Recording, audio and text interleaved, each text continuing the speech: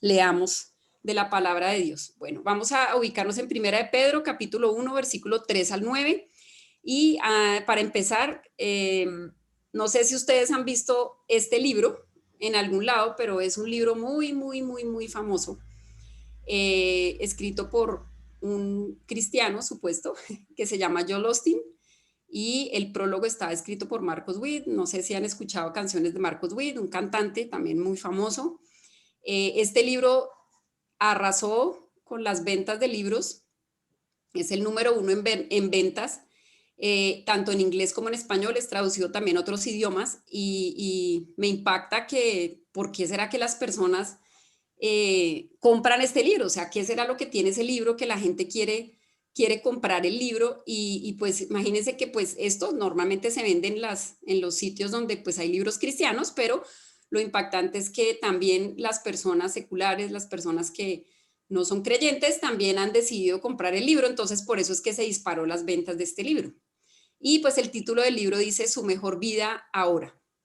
Y al interior del libro, y más como un resumen, el libro dice: Dios quiere que este sea el mejor momento de tu vida. ¿Sí? Es como la idea principal. Lo que quiere decir el libro es que Dios quiere que este sea el mejor momento de tu vida. Y también dice en sus páginas, si aplicas los principios de este libro, porque aquí dice 7 pasos para vivir a su máximo potencial. Entonces él supuestamente da unos pasos para que nosotros tengamos la mejor vida en este mundo, y dice, si aplicas los principios de este libro, empezarás a vivir el mejor momento de tu vida. Y dice que hay muchas personas que han aplicado eso y que han vivido o han empezado a vivir el mejor momento de su vida. Y me impacta un poco porque, pues, como estas cosas atraen nuestra atención. O sea, porque a quién no le gustaría vivir el mejor momento de su vida ahora, ¿sí?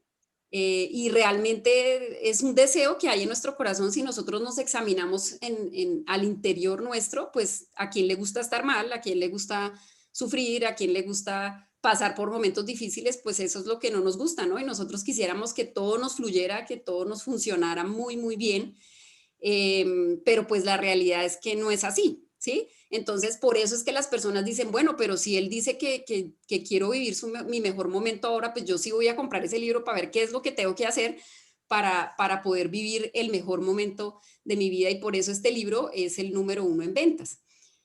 Pero les traigo esta introducción porque el tema que vamos a ver ahorita es muy impactante, y al final vamos a ver qué pasó con este libro, qué pasa con este libro, para las personas que conocemos al Señor.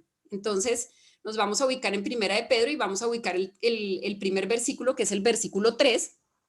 Vamos a estudiar versículo por versículo y me va a permitir, voy a ir leyendo y vamos a ir desmenuzando, vamos a ir estudiando lo que dice el versículo. Dice: bendito el Dios y Padre de nuestro Señor Jesucristo, que según su grande misericordia nos hizo renacer para una esperanza viva por la resurrección de Jesucristo de los muertos. La primera parte del versículo dice: bendito el Dios y Padre de nuestro Señor Jesucristo. Esto es, pues obviamente ustedes, como estamos leyendo la carta de Pedro y ya vieron la introducción, por Sandrita y Angelita, que han estado enseñando en estas 2 sesiones, pues este versículo está en el contexto de una persecución que iban a tener los cristianos muy fuerte a mano de Nerón. Ellos estaban pasando probablemente estaba empezando la persecución, y ellos fueron sujetos a cosas horribles como servir incluso o ser usados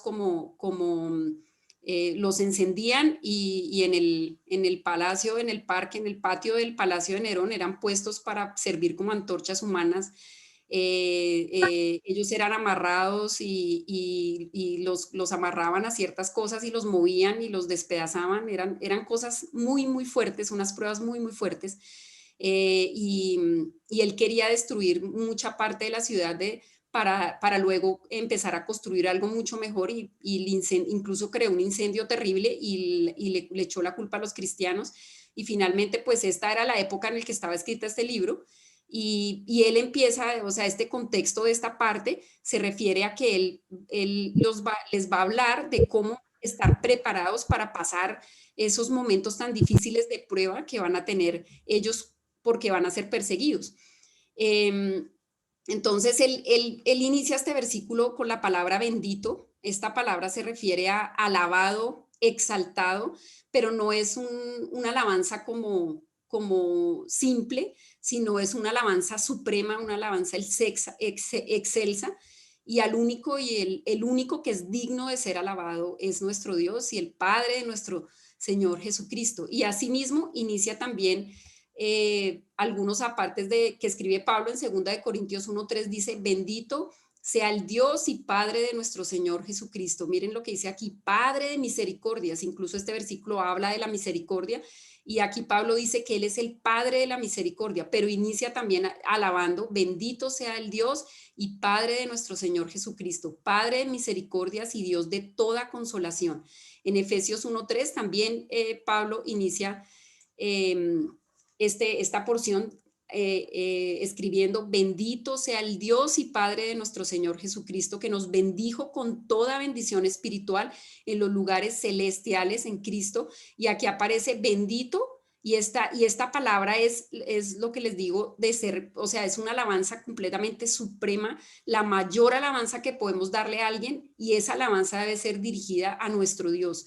Pero Él también nos bendice a nosotros, pero esta bendición es desearnos bien o hacer bien. Él nos bendijo con toda bendición espiritual, pero este bendito se refiere a algo más como alabar, como que de nuestro alma, de nuestro ser salga esa alabanza, y este versículo inicia con esa palabra, con esa frase que es: bendito el Dios y el Padre de nuestro Señor Jesucristo. Fíjense que aquí aparece Dios y aparece Jesús. Dios, Jesús y el Espíritu Santo son uno. Veíamos en alguna enseñanza que les compartí hace tiempo que eso es un misterio, ¿sí? La Trinidad es un misterio. Nuestra mente humana no puede entender cómo un Dios tan grande, tan perfecto, puede estar en tres personas y ser Dios. Eh, Jesús es Dios, el Espíritu Santo es Dios y Dios es Dios, pero Él es un Dios en tres personas, son tres personas, pero es una misma persona. Entonces nosotros como que tratamos de humanamente captar eso y no vamos a lograr entender completamente, porque hay cosas que no han sido reveladas y solo las vamos a entender cuando estemos con nuestro Señor. Pero Él, aquí en esta parte está la Trinidad, está Dios, está Jesús y también está el Espíritu Santo, porque habla del renacer o de volver a nacer, y esto es por el Espíritu Santo. Entonces aquí digamos que esta porción, este versículo integra la Trinidad. Entonces Dios y nuestro Señor Jesucristo uno son, y porque Dios fue encarnado, fue hecho hombre, Dios se hizo hombre, entonces se hace como un Dios cercano y personal al que nosotros podemos ir, ¿sí? Aunque Él es Dios y Él no puede, nosotros los pecadores no podemos estar, porque seríamos muertos inmediatamente. Nadie puede ver a Dios y seguir vivo, dice la palabra, pero Él se hizo hombre y murió para que nosotros pudiéramos tener acceso al Padre. Entonces acá dice: bendito el Dios y Padre, o sea, alabado, exaltado sea el Dios y el Padre de nuestro. Miren, acá aparece la palabra nuestro, porque Él se está incluyendo, ¿sí? Pedro se está incluyendo, y nuestro se refiere a todas las personas que hemos confiado, hemos puesto nuestra fe, hemos creído en el Señor Jesús. Entonces, por eso aparece nuestro, porque es nuestro. Y también en otras porciones, aquí es cuando Jesús aparece a María Magdalena. Jesús le dice: no me toques. Esto fue después de la resurrección: porque aún no he subido a mi Padre, mas ve a mis hermanos y diles: subo a mi Padre y a vuestro Padre. ¿Sí? Es nuestro Padre. Pero miren lo interesante, dice: a mi Dios, o sea, al Dios de Jesús, y Jesús es Dios, y Él dice: a mi Dios.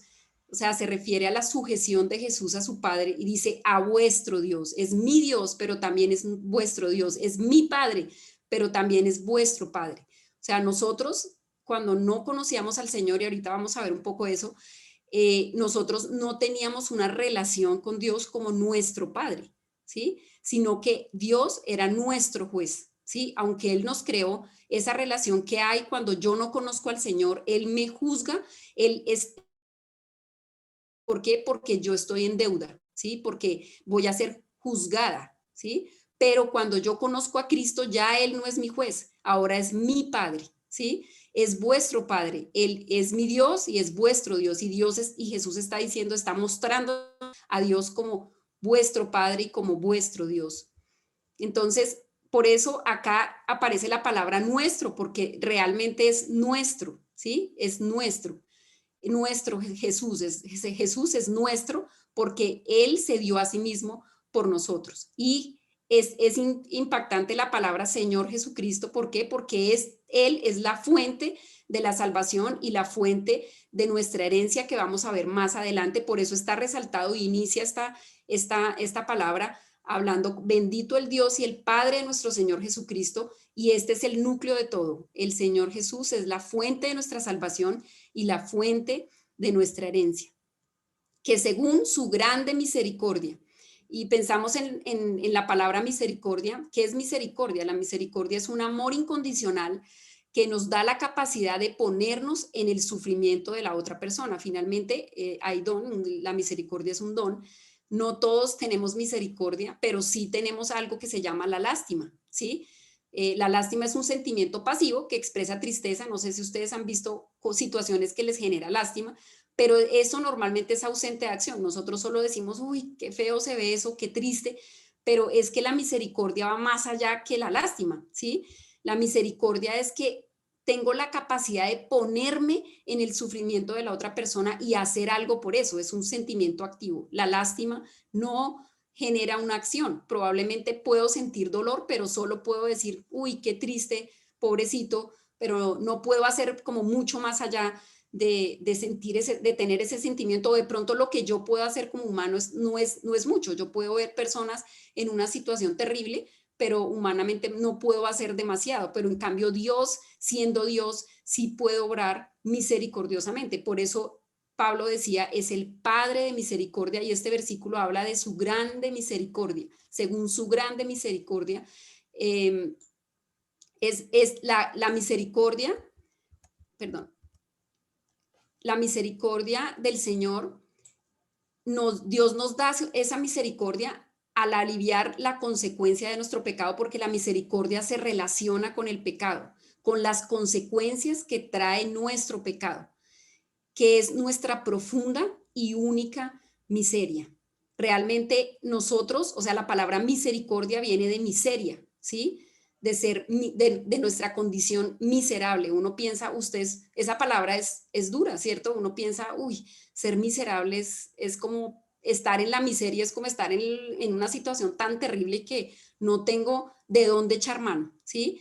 Pero nuestro pecado nos llevó a esa condición, ¿sí? A una condición profunda y única de miseria. Todos los humanos estamos en una condición de miseria, y nuestra profunda miseria la ha causado el pecado, y solo Dios puede obrar en esa profunda miseria. Él es el único que puede sacarnos de esa vida miserable. Y las personas dirían, no, pero yo tengo una vida normal, yo no estoy mal, a mí me va bien, y pues yo no soy tan malo, no hago cosas malas realmente. Pero cuando vemos al interior de nuestra vida, realmente nosotros sí necesitamos, o sea, tenemos un anhelo, una necesidad desesperada de la misericordia del Señor, porque la condición de nuestro corazón, la condición interna de nosotros es miserable. Y por eso necesitamos misericordia, que es la acción de la necesidad de necesitar esa ayuda que solo Dios puede darnos, porque Él es Dios, ¿sí? Entonces, según su grande misericordia, es por eso, según su grande misericordia, renacer, nos hizo renacer para una esperanza viva, y vamos a ver esa misericordia cómo es, o sea, qué grado tiene para hacernos renacer, que es la siguiente acción que está escrita ahí. ¿Cómo es la misericordia del Señor? En Salmos dice, Jehová, hasta los cielos llega tu misericordia y tu fidelidad alcanza hasta las nubes. O sea, la fidelidad, la misericordia del Señor y la fidelidad es inmensa. Nosotros no podemos ni siquiera medir cómo es esa misericordia.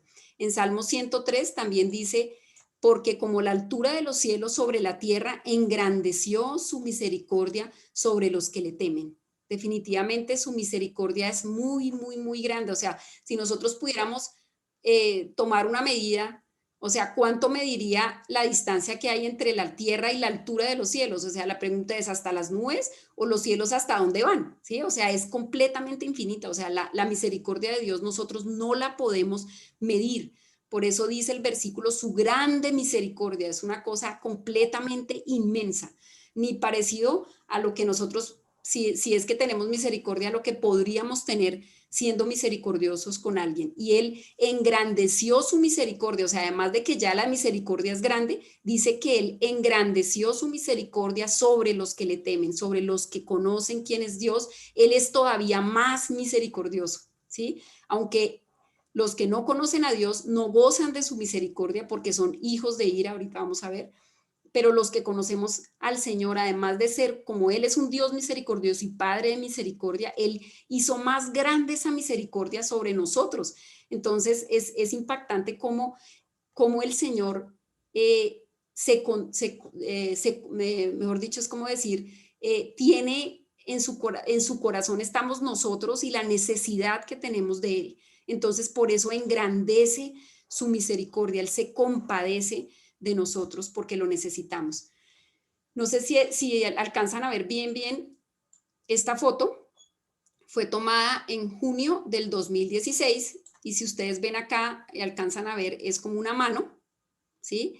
Y esto fue un fenómeno que se encontró o se presentó en el amanecer del archipiélago de Madeira en las islas de Portuguesas y el fotógrafo lo llamó la mano de Dios, ¿sí? Y vi esta foto y me acordé la palabra que dice que el Señor es, que Dios es como fuego consumidor, pero también por su misericordia, dice la palabra, no hemos sido consumidos. Y pienso, y veo esto y digo, miren hasta dónde va, es como si fuera un fuego, pero miren, no toca como esta parte, es como si él estuviera ahí, pero no nos consume. Y me encantó y la puse porque es como lo que es el Señor en todo su poder, Él es fuego consumidor, pero por su grande misericordia nosotros no hemos sido consumidos porque nuestro pecado merece que nosotros seamos incinerados realmente, pero por su grande misericordia el Señor no nos ha matado, no nos ha consumido directamente. Y dice el Salmo 103:8, misericordioso y clemente, bondadoso, la palabra clemente también es bondadoso, bueno, es Jehová, lento para la ira y grande en misericordia. Si nos podríamos quedar aquí viendo los versículos porque hay muchas referencias de cómo es la misericordia de nuestro Señor, que es grande, es muy grande. Nosotros ni siquiera humanamente podríamos medir la misericordia, pero la palabra dice que es muy grande. Y por eso seguimos en nuestro versículo 3, dice, bendito el Dios, volviendo a leer, bendito el Dios y Padre de nuestro Señor Jesucristo, que según su grande misericordia, es porque Él es misericordioso, nos hizo renacer. Es interesante ver esta palabra, nos hizo, porque esto es algo completamente cierto, ¿sí? Es imperativo, Él nos hizo renacer. Entonces pienso, ahorita vamos a ver el renacimiento, pero la palabra nos hizo es que fue de Él, o sea, Él nos hizo renacer, nos hizo volver a nacer. Entonces pienso cuando algunas personas todo el tiempo están temiendo de si son salvos o no, y de que de pronto pueden perder la salvación, pero si Dios nos hizo nacer, ¿cómo nosotros podemos desnacer? O sea, nosotros no podemos desnacer después de haber renacido, ¿sí? Y Él lo hizo, o sea, dice, nos hizo renacer. Efesios 2:1 dice, Él os dio vida a vosotros. ¿Quiénes son vosotros? A los que creímos en Cristo cuando estabais muertos en vuestros delitos y pecados. ¿Cómo está una persona que no conoce a Cristo? Está muerta.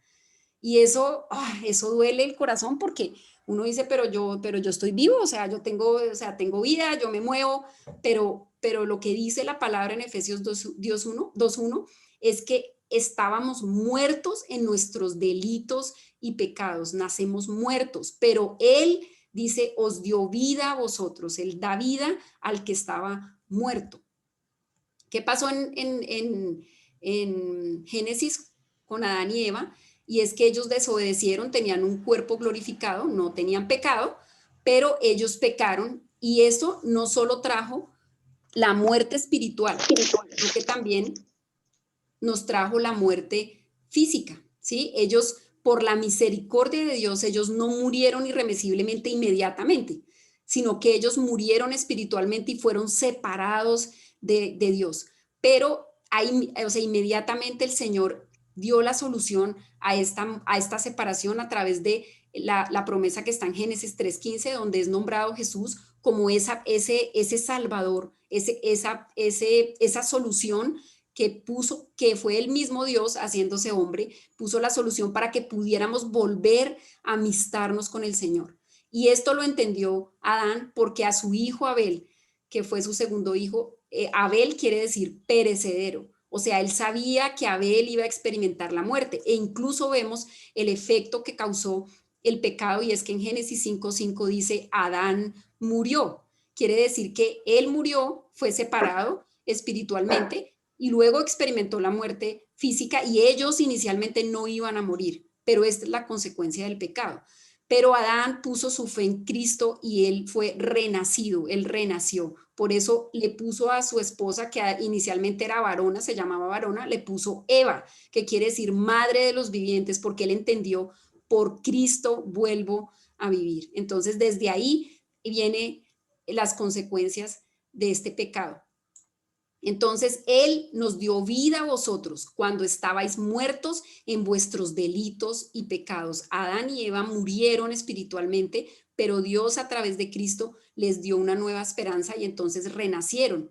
Pero nosotros también, porque si nosotros creemos en Cristo, estábamos antes muertos en nuestros delitos y pecados, pero hemos renacido.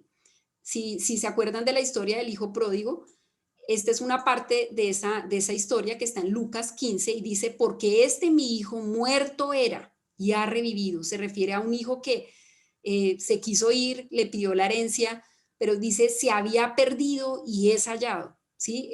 O sea, el conocer a Cristo, el poder entender que yo soy pecador, porque Él dijo, mis siervos están mucho mejor que lo que yo estoy, y Él como que volvió y entendió, por así decir, volvió en sí y entendió lo que estaba haciendo, entonces él revivió, ¿sí? La palabra revivir es volver a tomar vida. Entonces, cuando nosotros nacemos, hablamos del nacimiento natural, nosotros nacemos muertos en nuestros delitos y pecados, ¿sí? Esa muerte natural que todo hombre, todos los hombres debemos experimentar ese nacimiento natural nos da condenación. Nosotros nacemos condenados. ¿Condenados a qué? Tenemos una carga, un pecado que nos va a acusar y en Colosenses dice que nosotros vamos a tener un acta de decretos que está contra nosotros, que nos es contraria. Y en esa acta de decretos están todos los pecados que nosotros cometemos, ¿sí? Ahí están escritos, esa acta de decretos está escrita, pero también ahí dice que Jesús la anuló en acta de decretos en la cruz, la clavó en la cruz y ya quedó solucionado. Pero si nosotros no ponemos nuestra fe en Cristo, esa acta está completamente válida. O sea, ahí está, porque nosotros vamos a ser juzgados. Entonces, por eso el que no cree en Cristo está condenado. Y además de eso, cuando nacemos como hijos de ira, dice la palabra, la ira de Dios está sobre los que no lo conocen. Imagínense eso, cómo es la condición de un hombre que no conoce a Cristo. Un hombre que no conoce a Cristo está muerto, muerto en vida. Está muerto en vida, está muerto en sus delitos y pecados, está condenado, él ya está condenado y además es un hijo de ira. Entonces, si nosotros nacemos así, ¿cuál es la solución? Entonces, tener un segundo nacimiento, ¿sí? Pero si nosotros ya nacimos, claro, nacimos, pero nuestra nacimiento natural nos produce ¿qué? Nos produce una condenación, o nacemos, no nos produce, pero sí, digamos, nos saca una condición de separados, de muertos, y entonces necesitamos un segundo nacimiento. En Juan 3:4, Jesús habla con Nicodemo, sé que de pronto conocen esta porción, pero quiero resaltarla porque esta pregunta creo que no la haríamos todos, y nosotros ¿para qué necesitamos otro nacimiento? Entonces Jesús le dijo, de cierto te digo, que el que no naciere de nuevo no puede ver el reino de Dios. Y vamos a ver, ese reino de Dios es nuestra herencia, de la que vamos a hablar más adelante. No puede ver el reino de Dios. Nicodemo le dijo, ¿cómo puede un hombre nacer siendo viejo? Eso es lo que yo pensaría. Mira, necesitas nacer de nuevo. No, pero es que yo ya nací. Sí, pero es que Dice, ¿acaso puedo entrar otra vez en el vientre de mi madre y volver a nacer? No, eso es imposible, ¿sí? Ya nací. Pero Jesús le dijo, de cierto te digo, que el que no naciere de agua y del Espíritu no puede entrar en el reino de Dios. O sea, necesitamos nacer de nuevo. Y nosotros nacemos de nuevo a través del Espíritu Santo, que luego entra a morar en nuestro corazón, en nuestro cuerpo, ¿sí? Así nacemos, somos nuevas criaturas. Dice, lo que es nacido de carne, carne es. O sea, si yo tengo un nacimiento natural, esta es mi carne, nací condenada, pero necesito nacer del Espíritu, porque lo que es nacido del Espíritu, Espíritu es. Quiere decir que todos los hombres deberían volver a nacer del Espíritu, necesitan un nuevo nacimiento espiritual. Aunque ya tenemos cuerpo, pero necesitamos nacer de nuevo porque estamos muertos. Entonces, por eso necesitamos tener un segundo nacimiento. Por eso el versículo dice, nos hizo renacer, porque nosotros necesitamos volver a nacer. Entonces, al tener un nuevo nacimiento, nosotros somos hechos nuevos, dice la palabra, nuevas criaturas somos nuevos hombres, pero yo digo, ¿cómo así? Si yo aquí me veo igual, ¿no? O sea, yo, claro que la cara cambió cuando conocí a Cristo, yo creo que hubo fotos mías y me veía terrible antes, y creo que ya me veo un poco más dulce, pero, pero nosotros de pronto externamente seguimos igual, pero lo que nace es nuestro espíritu, la parte espiritual, nuestra alma con nuestro espíritu renace. Somos hechos nuevas criaturas, para el Señor somos nuevos, ya no somos nosotros, sino que Cristo, la sangre de Cristo nos limpia de todo pecado, la sangre de Cristo nos rocía, nos cubre y ya no es Paola, sino Cristo en Paola, entonces soy hecha nueva. Pero entonces yo digo, bueno, yo creí en Cristo, pero yo no cambié de la noche a la mañana, no, porque eso es un proceso, se llama la santificación. Dios, entramos en un proceso con nuestro Señor de santificación, ¿sí? Él nos está puliendo para hacernos a su estatura. Entonces, es un proceso en el que entramos. Dios decidió que fuera así, Él lo quiso así, es su diseño perfecto. Nosotros, ¿quién entiende la mente de Dios? ¿Quién puede decirle algo? Él sabe lo que hace, Él es Dios. Y así decidió que fuera este proceso. Entonces, por eso necesitamos un segundo nacimiento. ¿Qué pasa con los que no conocen a Cristo?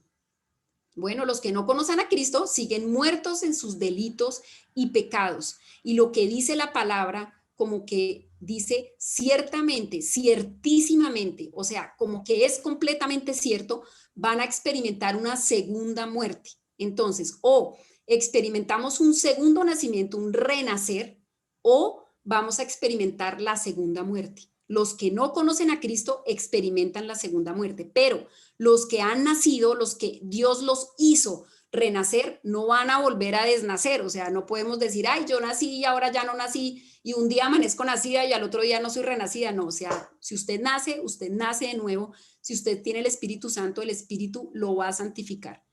La otra cosa es que de pronto estemos engañados y no tengamos el Espíritu, solo tengamos nuestro conocimiento acá, pero no tengamos el Espíritu Santo. Entonces, los que no conocen a Cristo van a experimentar la segunda muerte. ¿Qué dice la palabra de la segunda muerte? La segunda muerte es el lago que arde con fuego.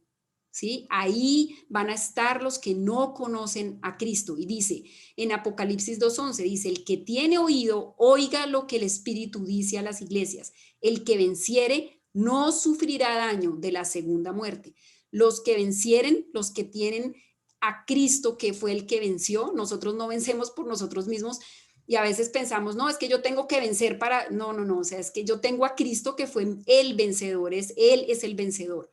Y Él fue el que venció. Y yo venzo porque tengo a Cristo, por eso logro vencer. Dice, el que venciere no sufrirá daño de la segunda muerte. Entonces nosotros los que hemos creído en Cristo no vamos a participar, no vamos a sufrir la segunda muerte, sino que nosotros tuvimos fue un segundo nacimiento y esto nos libra de la segunda muerte. ¿Qué pasa con los que experimentan la segunda muerte? ¿Qué es la segunda muerte? Significa morir sin esperanza, sin satisfacción, sin significado, sin alegría, sin futuro y sin alivio del sufrimiento eterno. Quiere decir que esto que están viviendo las personas que no conocen a Cristo es la mejor vida que pueden vivir. Así que si no quieres conocer a Cristo, si hay alguien que no quiere conocer a Cristo, que aproveche esta vida, porque esto es lo mejor que puede vivir, porque la siguiente vida es el infierno.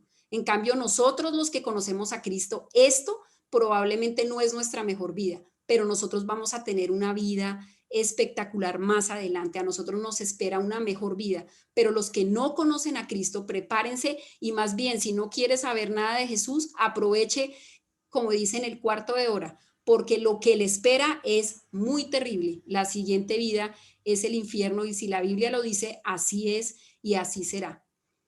Entonces, nuestro segundo nacimiento nos da, nos da una nueva vida. Dice, ni siquiera nosotros humanamente podemos imaginarnos cómo será eso. Pero Primera de Corintios 2:9 nos dice, a esto se refieren las escrituras cuando dicen, ningún ojo ha visto, ningún oído ha escuchado, ninguna mente, o sea, ni nuestros ojos, ni nuestros oídos, ni nuestra mente finita ha imaginado lo que Dios tiene preparado para quienes lo aman. O sea, Dios nos tiene preparado algo muy especial, pero fíjense que es para quienes lo aman, quienes aman al Señor.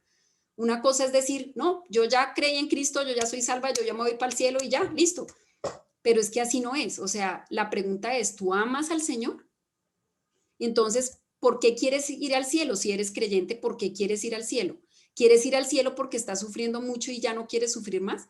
¿O tú quieres ir al cielo porque quieres encontrarte con tu Salvador? Y esto me impacta mucho porque nosotros tenemos un pensamiento demasiado mundano y es como, ay, en el cielo ya no voy a tener esto, ya no voy a sufrir de esto y ya se me va a quitar ¿qué digo? La hipertensión y voy a librarme del asma y entonces, ay Señor, sí, qué rico el cielo, pero ¿es eso?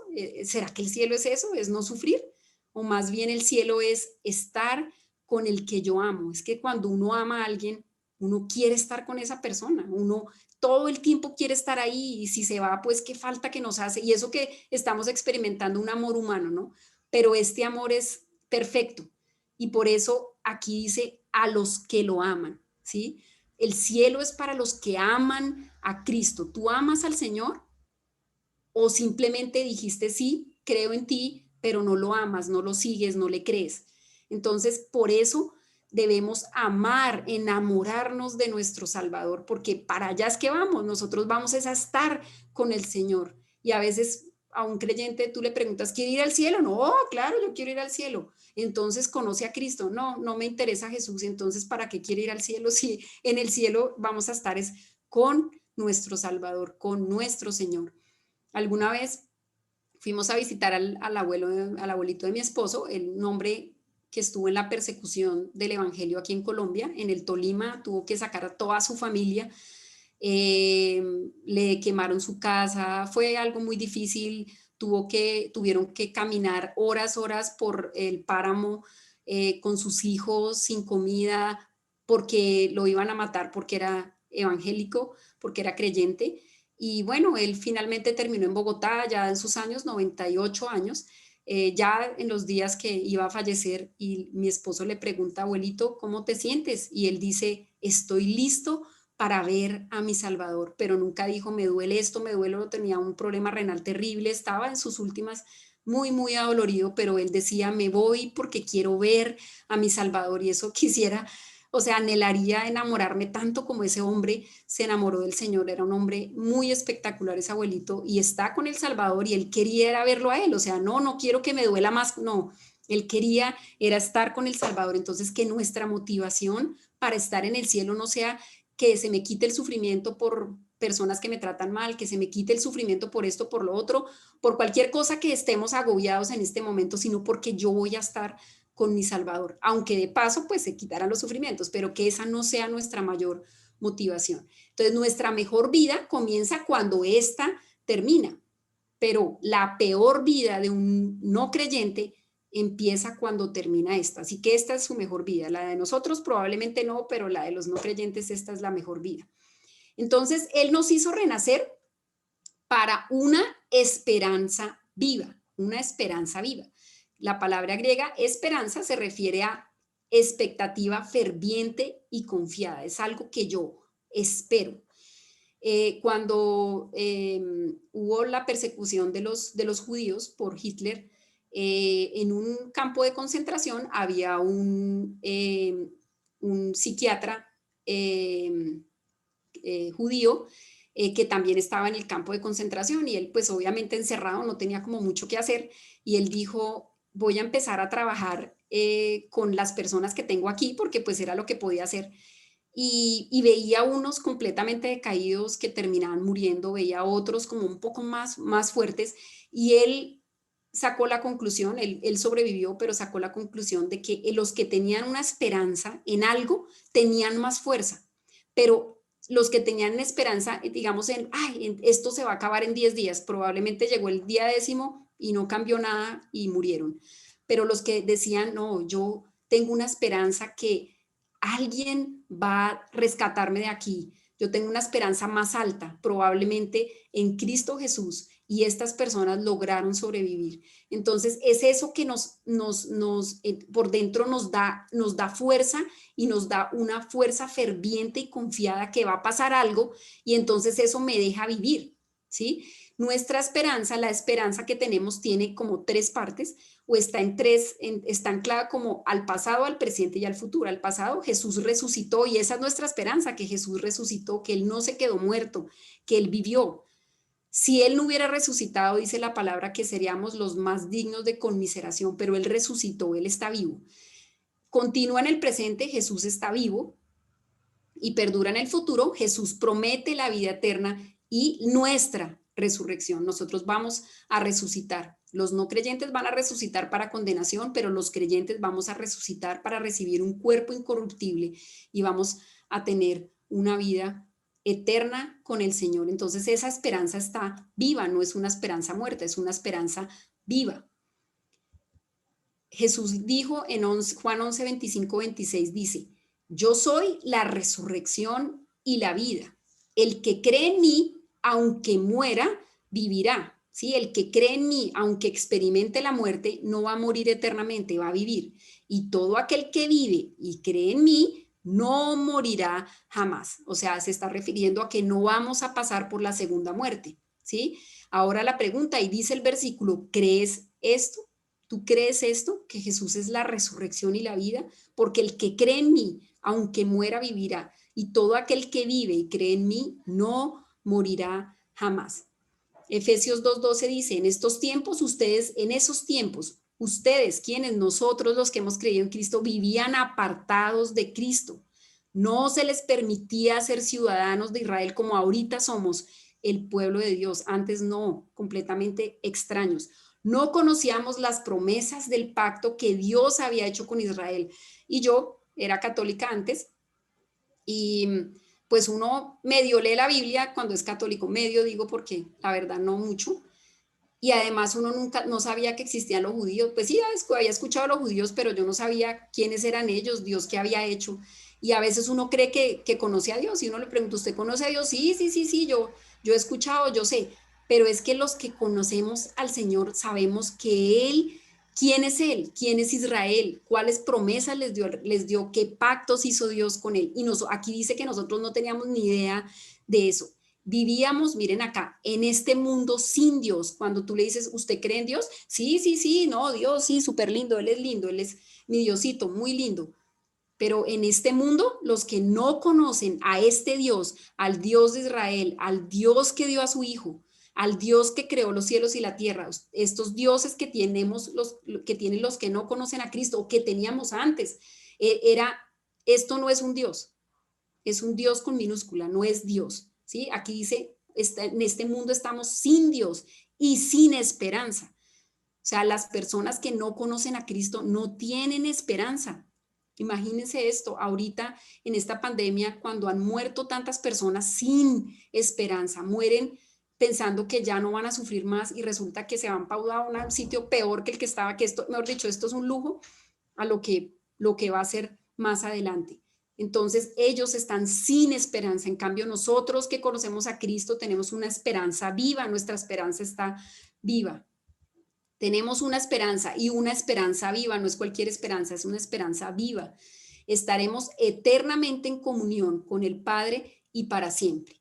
El versículo 4, si están viendo ahí en la Biblia, el versículo 4 dice, ¿para qué fuimos? Porque el 3 dice, por la resurrección de Jesucristo de los muertos para, y acá hay un para, o sea, ¿para qué todo eso que estábamos viendo? Dice, bendito el Dios y Padre de nuestro Señor Jesucristo, que según su grande misericordia nos hizo renacer, o sea, esto es para qué, nos hizo renacer para una esperanza viva por la resurrección de Jesucristo y también para darnos algo, una herencia incorruptible, incontaminada, inmarcesible, reservada en los cielos para nosotros. Nuestra herencia es el reino de Dios con todas las bendiciones que trae el reino de Dios. ¿No les impacta que tenemos una herencia?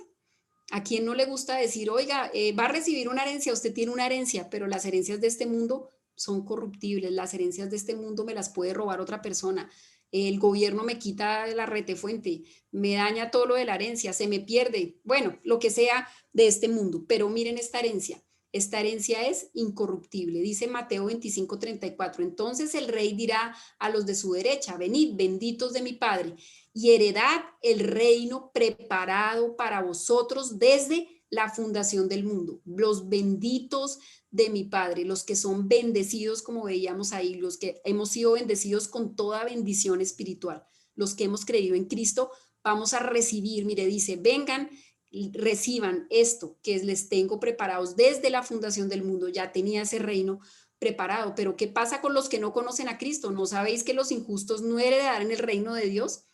No erréis, ni los fornicarios, ni los idólatras, ni los adúlteros, ni los afeminados, ni los que se echan con varones, o sea, afeminados, los homosexuales, ni los ladrones, ni los avaros, ni los borrachos, ni los maledicientes, ni los estafadores. Y aquí dice, estos no heredarán el reino de Dios. ¿Pero por qué? Porque ellos practican el pecado. Porque uno dice, bueno, yo conozco a Cristo y lucho con el pecado, pero no lo practico porque dice envidias, homicidios, borracheras, orgías, cosas semejantes a estas, acerca de las cuales os amonesto, como ya lo he dicho antes, que los que practican tales cosas no heredarán el reino de Dios, no van a heredar el reino de Dios. En cambio, nosotros, los que hemos creído en Cristo, los que no practicamos el pecado, claro, tenemos un cuerpo de pecado, pero nosotros estamos siendo santificados y no estamos practicando constantemente el pecado, nosotros sí vamos a heredar el reino de Dios. Entonces, esta herencia, que es el reino de Dios, tiene varias características. Es incorruptible, quiere decir, no tiene precio. Esto no tiene precio como alguien que te dice, mira, tu herencia es de tantos millones. Esto no tiene precio, no necesita tener precio. No puede acabarse, nunca se va. El reino de Dios nunca tendrá fin. Es perpetuo, no puede alterarse, no cambia. También es incontaminada, es una herencia pura y sin mancha, completamente pura y sin mancha. Es inmarcesible, quiere decir que no se marchita, que no se extingue. Además está reservada, está guardada celosamente, está segura. Imagínense cuando uno manda a guardar algo, me tienes esto, me lo guardas allí, o tú vas a un banco y dices, ay, voy a abrir un CDT, pero el banco se puede quebrar y de un momento a otro me quedé sin la plata. Pero es que Dios me está guardando a mí el reino, su reino dice que está segura en las manos, reservada para mí, para nosotros, para los creyentes, está reservado ese reino.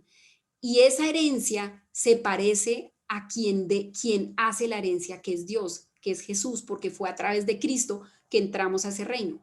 ¿Cómo es ese Dios? Es un Dios incorruptible, es un Dios que no tiene contaminación, incontaminado, es inmarcesible, tiene todas las características de Dios, esa herencia, pero no es una herencia que nuestro Padre nos va a desheredar y decir, no, como los papás ahora lo voy a desheredar porque usted es un mal hijo, pero resulta que no, porque Dios está reservando eso para nosotros. Sí, sí somos pecadores, claro que sí, pecamos, sí, pero Dios tiene misericordia y nos tiene reservado en los cielos para nosotros un reino.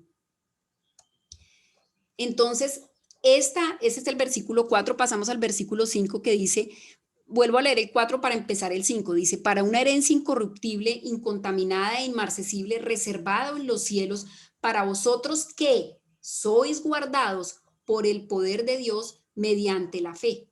Imagínense esto, o sea, además de que tenemos un reino que ya está preparado, Dios nos está guardando a nosotros por su poder, porque nosotros tenemos fe.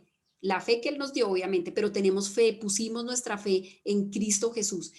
Sois guardados es un término militar que se refiere como a que ustedes tuvieran una escuadrilla militar completamente rodeándolos así para que no les pase nada. Eso quiere decir sois guardados por el poder de Dios. Es un término militar y esto quiere decir que nosotros estamos personalmente protegidos por el Señor. Es como si tuviéramos una fortaleza de un ejército rodeándonos, o sea, Dios nos está guardando, nos está protegiendo por medio de la fe. ¿Para qué? Para alcanzar la salvación que está preparada para ser manifestada en el tiempo postrero. Y uno dice, pero ¿cómo así? Que dice que para alcanzar la salvación, si yo ya soy salvo, si cuando yo creo en Cristo soy salvo, sí, yo soy salvo, pero esta salvación en este momento está en un cuerpo completamente, un cuerpo de muerte, un cuerpo de pecado, pero esta salvación que está preparada para ser manifestada todavía no ha sido manifestada. Es más, yo creo en Cristo y de pronto sigo un poco parecida a lo que era antes, no se ha manifestado, pero todo el mundo verá que esta salvación va a ser visible, se va a manifestar en el tiempo postrero.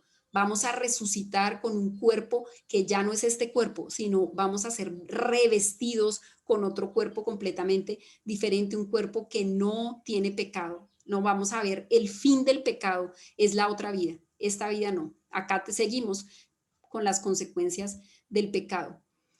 El versículo 6 dice, en lo cual, o sea, ¿en qué? En ese reino, en esa salvación, en esa manifestación más adelante, vosotros os alegráis. Alégrense de verdad, dice en la Nueva Traducción Viviente.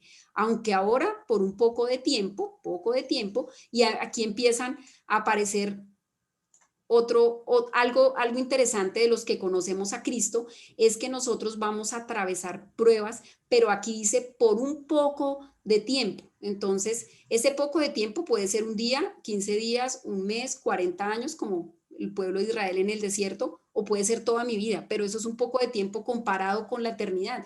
Hay cosas que Dios no nos soluciona. Uno dice, llevo tantos años orando por esto y no pasa absolutamente nada.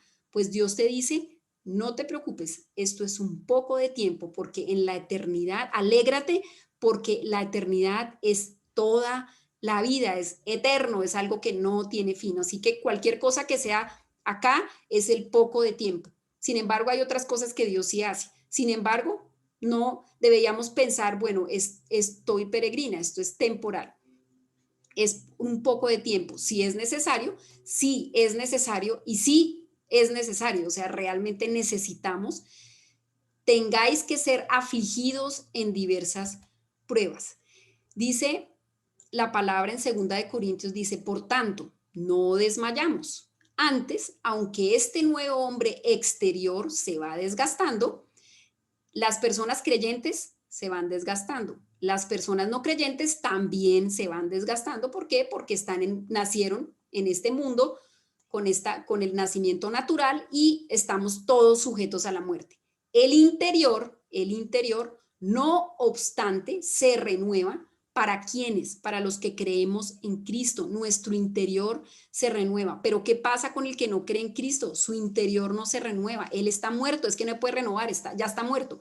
O sea, él por fuera nació, pero su cuerpo se va desgastando. Internamente está muerto. Nosotros internamente estamos renovándonos día a día. Pregúntense y examínense, ¿me estoy renovando? O sea, ¿realmente Dios me está renovando de día en día? ¿Qué necesito para renovarme? Exponerme a la palabra del Señor. No hay nada que nos pueda limpiar y nos pueda quitar la maleza, sino la palabra de Dios, porque esta leve tribulación momentánea produce en nosotros una cada vez más excelente y eterno peso de gloria, no mirando nosotros las cosas que se ven, sino las que no se ven. Pues las cosas que se ven quiere decir las pruebas, o sea, lo que voy a enfrentar, lo difícil, eso es lo que se ve. Y si yo miro solamente lo que se ve, que es temporal, pues voy a tener tristeza, voy a amargarme porque no estoy viendo para qué Dios está poniendo esto. Pero las que no se ven, ¿cuáles son las que no se ven? Las que Dios está haciendo a través de la prueba. Esa no se ve. esa no se ve. Ustedes a veces no la ven en la prueba, pero uno después como que mira atrás y dice, ay, mira que Dios me hablando, Dios me cambió. Lo que Dios está haciendo a través de la prueba en mi fe, eso es lo que no se ve, pero eso es lo que es eterno. Con eso me voy a ir a la eternidad. Con todo lo que Dios está trabajando en mí, voy a ver a mi Salvador. Las pruebas se van a quedar aquí, pero lo que hizo Dios adentro se va a ir conmigo. Probablemente los no creyentes no van a experimentar este tipo de pruebas. ¿Por qué? Porque están muertos. ¿Para qué probar tanto a los no creyentes? A veces pasan por situaciones difíciles, pero ellos la verdad no necesitan ser probados porque ellos ya están muertos. Entonces, ¿para qué renovarlos? Dios solo prueba a los que necesita cambiar, que somos los creyentes. El versículo 6, estamos en el versículo 6, tengáis que ser afligidos. Y esta palabra afligidos también está en Mateo 7:14. Dice, porque estrecha es la puerta, y aquí está esta palabra, angosto. La palabra afligidos es la misma palabra que se usa como angostos o estrecho el camino que lleva a la vida.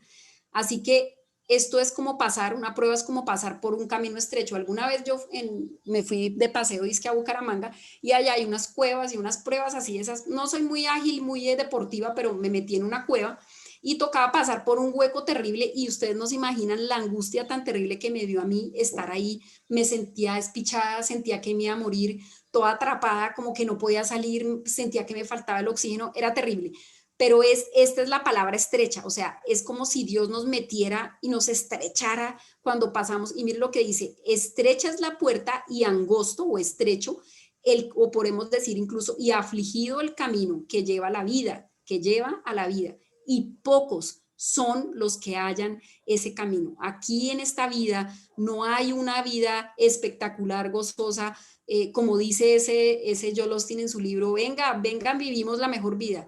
Pues no, los cristianos probablemente aquí no vamos a vivir la mejor vida, vamos a tener pruebas, es que ahí dice, aunque ahora por un poco de tiempo, si es necesario, tengáis que ser afligidos en diversas pruebas, vamos a ser afligidos. Si usted no está siendo probado, pregúntese si estoy en el Señor, creo en Cristo, porque es que esto es algo que va a pasar, vamos a ser probados. No queremos, obviamente, es difícil, me da miedo, no me gusta que me duela, pero es que lo que Dios está haciendo es para la eternidad, no es para este mundo. Y dice que vamos a pasar por diversas pruebas. ¿Qué es una prueba? Una prueba es una acción de probar a alguien o algo para conocer sus cualidades. Bueno, Dios nos prueba para ver quién soy yo con esta prueba, para verificar su eficacia o saber cómo funciona, para ver cómo reacciono yo ante la prueba, qué va a pasar conmigo. Y al final, ¿qué resultado produje? ¿Salí de la prueba más fuerte? ¿Salí de la prueba amando más a Dios o salí de la prueba quejándome de Dios y diciendo Dios es un Dios injusto, Dios me trata mal, Dios hace esto y me quejo y de mi boca solo salen palabras de queja? O después de la prueba alabo al Señor y le digo gracias Dios, gracias porque sí necesitaba esta prueba. Entonces es más la actitud de nosotros frente a la prueba, pero van a ser diversas de todas las formas. Puede ser en la salud, en la parte económica, en la relación con las otras personas, en mi relación con la gente en la iglesia, con mis hijos, tantas, o sea, hay miles y miles y miles de pruebas. O Dios nos da algo para probarnos o nos quita algo para probarnos, pero son, dice la palabra, son diversas, de diversa manera, de diferente modo, y no todos pasamos por las mismas pruebas, porque entonces yo veo al otro, pero porque Dios, si él es cristiano, ¿por qué no le pone esa prueba y a mí sí me la pone? Y yo tantos años aquí esperando y a ellos no. Cada uno va a ser probado con lo que necesita, porque Dios conoce nuestro corazón. Nosotros no, pero sí, Él sí sabe qué necesitamos y probablemente la otra persona está en una prueba que a mí no me dolería tanto, ¿sí? No sabemos cómo obre el Señor. Pero dice Primera de Pedro 4:12, amados, no os sorprendáis del fuego de prueba que os ha sobrevenido, como si alguna cosa extraña os aconteciese. Nosotros, si somos cristianos, no tenemos por qué sorprendernos del fuego de la prueba. ¿Por qué? Porque vamos a ser probados. Esto no es algo extraño, es algo que nos va a pasar. ¿sí? Antes yo pienso, Señor, tú eres tan lindo y tan bueno que a veces nos das tiempo de verdad de refrigerio, como de coger fuerza, porque ahí viene la otra prueba. A veces nos vienen todas al tiempo, no sé si les ha pasado, viene una y luego viene otra y uno dice, pero espere porque, pero es algo de esta y entonces no, que es otra cosa. Y luego tenemos un tiempo como de refrigerio. Ay, o sea, de verdad deberíamos estar agradecidos por esos tiempos de refrigerio, porque la palabra dice que vamos, la prueba va a venir, la prueba va a venir. No podemos evitar la prueba, ni la evitemos, porque es lo que nos va a transformar para llegar a ese reino. Vamos a llegar transformados. Las pruebas son necesarias, dice el versículo 6, y son diversas. Son necesarias y son diversas, de diversa manera. Así que debemos prepararnos para ser probadas en todas nuestras áreas. Hermanos míos, dice Santiago 1:2, tened por sumo gozo cuando os halléis en diversas pruebas. Dice, tened eso por sumo gozo porque Dios me ama. Si Él me prueba es porque me ama, porque no se ha olvidado de mí, porque está ahí tratándome, ¿sí?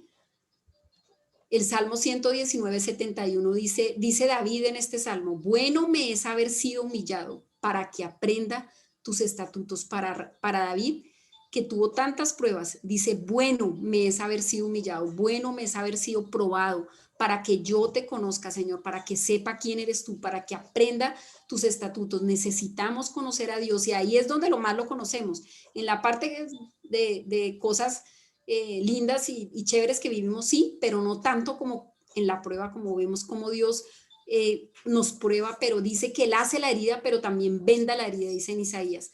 Jesús nos mostró cómo sufrir injustamente. Él murió por ti, porque tú necesitabas morir y Él injustamente, Él no pecó, yo fui la que pequé, pero Él nos mostró cómo sufrir injustamente. Él sí nos enseña.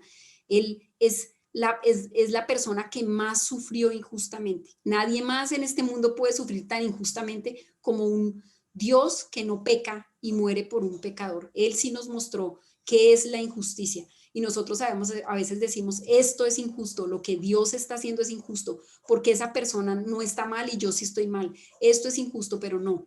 Jesús nos mostró cómo sufrir la injusticia y probablemente vamos a sufrir cosas injustas, pero no importa, este mundo no es nuestro mundo. En este mundo probablemente no tenemos la mejor vida, como dice el Joel Osteen, sino en la vida que nos depara, esa es la mejor vida. Entonces, ¿para qué todo esto? ¿Para qué la prueba? Dice, para que sometida a prueba vuestra fe, esto es lo que va a ser probado, mucho más preciosa que el oro, el cual, aunque perecedero se prueba con fuego, sea hallada en alabanza, en gloria, en honra, cuando sea manifestado Jesucristo en ese momento. Entonces, lo que va a ser probado en una prueba es nuestra fe, o sea, la fe que hemos puesto en Cristo, esa fe es la que va siendo transformada, va siendo probada y va siendo tratada. Esa es probado mucho más preciosa que el oro. ¿Cómo se prueba el oro? Con fuego. Dice Proverbios 17:3. El fuego prueba la pureza del oro. Cuando el oro es pasado por el fuego, se quitan las escorias y queda el oro puro, y la plata también se prueba de la misma manera. Pero el Señor prueba el corazón. La prueba nos quita lo que no necesitamos, lo innecesario, para hacernos más útiles para nuestro Señor. Él sabe que no me sirve a mí para servirlo a Él y por eso me va a poner en esa prueba, porque Él tiene cuidado de mí, me ama y por eso me va a probar. Job 23 dice 23:10 dice, mas Él conoce mi camino, Él conoce el camino de Paola, Él conoce el camino de Angelita, Él conoce el camino de Paula Juliana, conoce el camino de todas, me probará y saldré como oro, me quitará la escoria y saldré como oro. Él nos va a probar y vamos a salir como oro. En Hechos 14:22 dice, esto es impactante, dice, confirmando los ánimos de los discípulos, exhortándoles a que permanecieran en la fe y diciéndoles, es necesario que a través de muchas tribulaciones entremos en el reino de Dios. Quiere decir que nosotros no vamos a recibir esa herencia si no hemos pasado por mucha tribulación. Esta palabra es dura y a veces no es tan rica escucharla como vas a tener pruebas, vas a ser atribulado, pero esta es la palabra del Señor, es palabra viva y es eficaz y más cortante que espada de dos filos. Y así es, vamos a tener pruebas. Así que gocémonos en las pruebas, pero también en esos momentos de descanso que nos da el Señor. El versículo 7 dice, en el que estábamos, dice que esa prueba, esa fe va a ser hallada en alabanza, en gloria y en honra. Estas pruebas van a demostrar si la fe que yo tengo en Cristo es auténtica o no es auténtica, ¿sí? Porque esta fe va a ser transformada. En la Nueva Traducción Viviente, la última palabra del versículo, sea hallada en alabanza, gloria, honra. Cuando se ha manifestado Jesucristo, dice, nuestra fe, al permanecer firme en tantas pruebas, nos traerá mucha alabanza, mucha gloria y honra en el día de Jesucristo, en el día que Él va a ser revelado a todo el mundo. Así que si ustedes son probados y no ven ahorita nada, sino solo burla de otras personas y el dedo señalando como usted es cristiano y mire todo lo que le pasa, no se preocupen, que cuando Cristo sea manifestado, todo eso que sufrimos nos va a traer mucha alabanza, mire, dicen mucha alabanza, mucha gloria y honra en su día. Probablemente ahorita no, pero ese día sí, dice, sea hallada en alabanza, en gloria y en honra cuando sea manifestado Jesucristo. Ahí será manifestada nuestra fe con mucha alabanza, con mucha gloria. ¿Cómo será eso? Me impacta pensar en ese día, cómo será eso después de todas las pruebas y creo que pruebas que de pronto ya hasta se nos olvidaron, pero ahí va a haber toda la alabanza, toda la gloria y toda la honra en el día de Jesucristo, será revelado esa fe que ha sido probada. A quien amáis sin haberle visto, dice el versículo 8.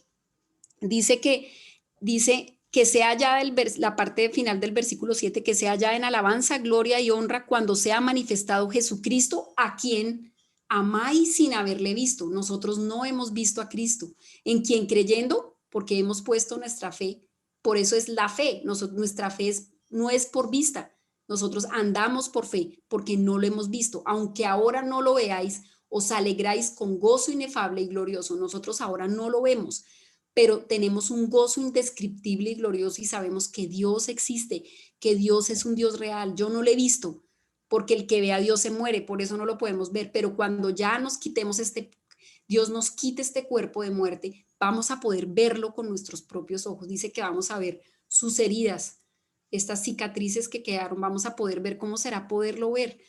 No, no lo podemos ver y lo amamos. ¿Cómo será viéndolo? Eso va a ser impresionante, como dice la palabra, inefable, indescriptible y glorioso. El versículo 9 dice, obteniendo el fin de vuestra fe, la recompensa por confiar en Él será la salvación de sus almas. Esa es la recompensa.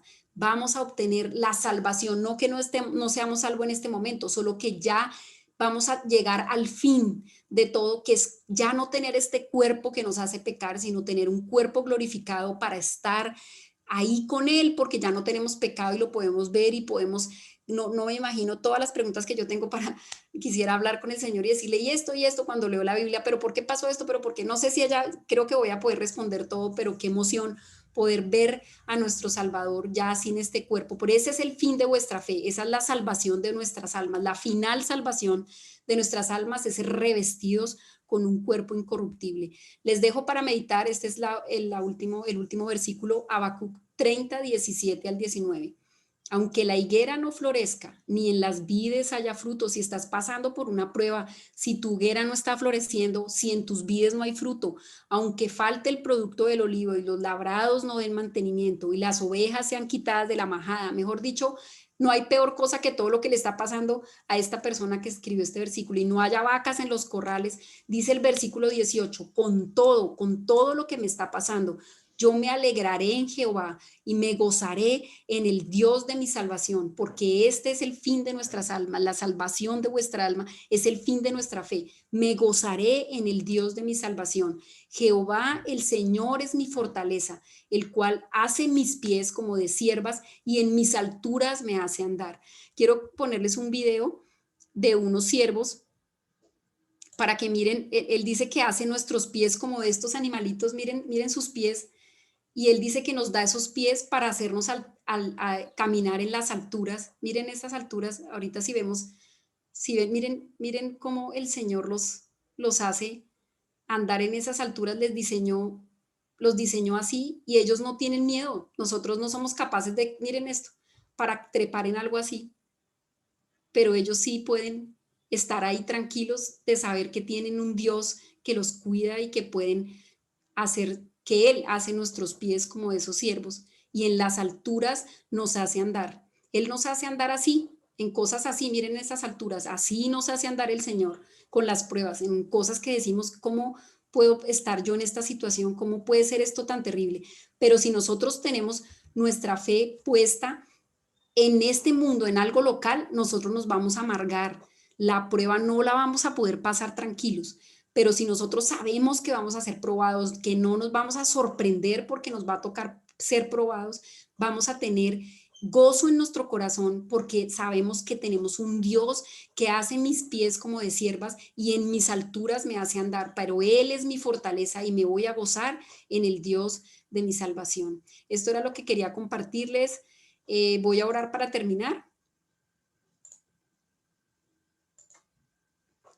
Amado Señor, gracias por tu palabra que es viva y eficaz, Señor. Como decía, una espada que corta y penetra y discierne. Dice que penetra hasta los tuétanos, hasta el interior del hueso, Señor, y discierne los pensamientos más profundos. Señor, obra en nuestra vida, en entender que tú eres Dios, entender quién eres tú, Señor, y entender que en este mundo hay pruebas y que tenemos que gozarnos en las pruebas que nos esperan, Señor, porque las necesitamos para que nuestra fe sea trabajada, para que nuestra fe salga como oro puro, Señor, para verte, para ese día en el que se va a realizar toda esa salvación, Señor, todo lo que tienes prometido, ese día glorioso, Señor. Prepáranos y, Señor, sigue trabajando en nuestras vidas porque de verdad lo necesitamos, Señor. En nombre de Cristo Jesús. Amén.